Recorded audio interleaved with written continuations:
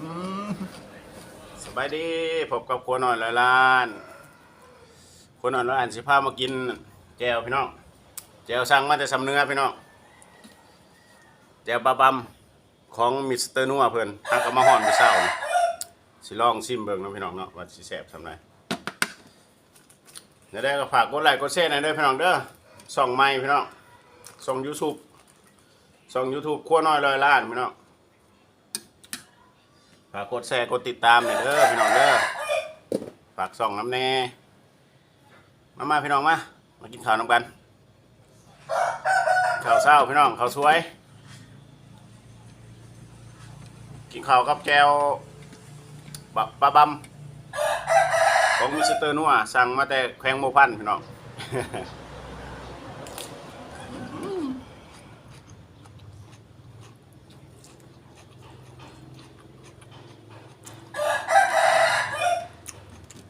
มีไข่ต้มมีหมกแตงมีหมกเกลือพี่น้อง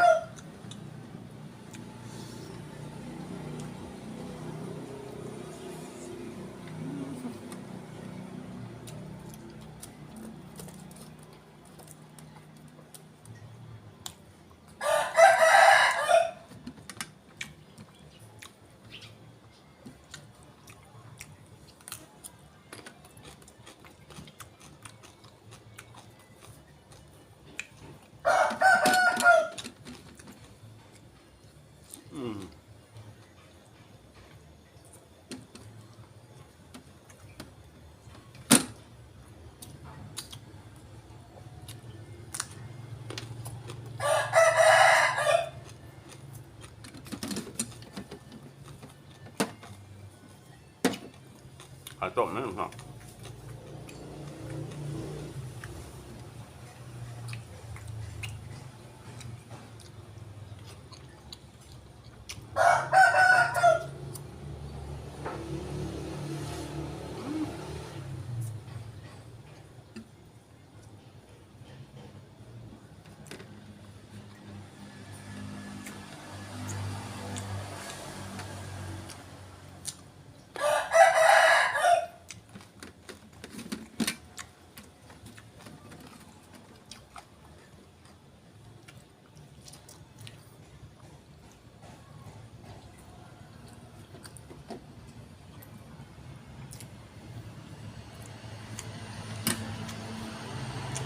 แกไปยักหมกเกลือ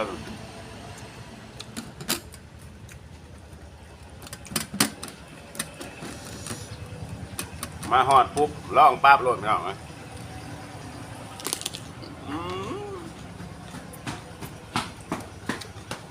เกลือแกครับมะพร้าว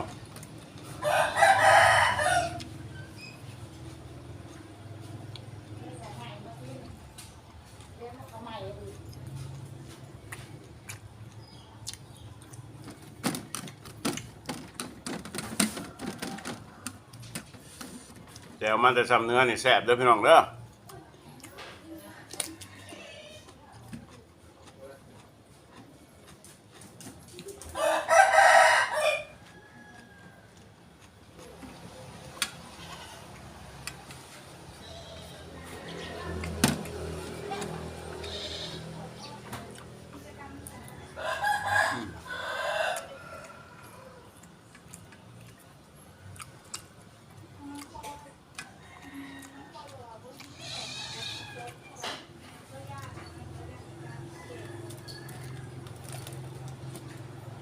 ฮ้อน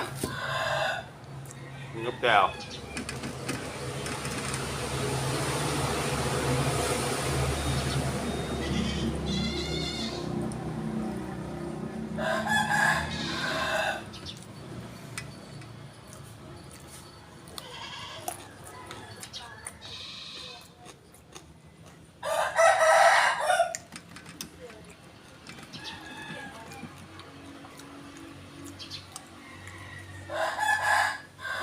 วัน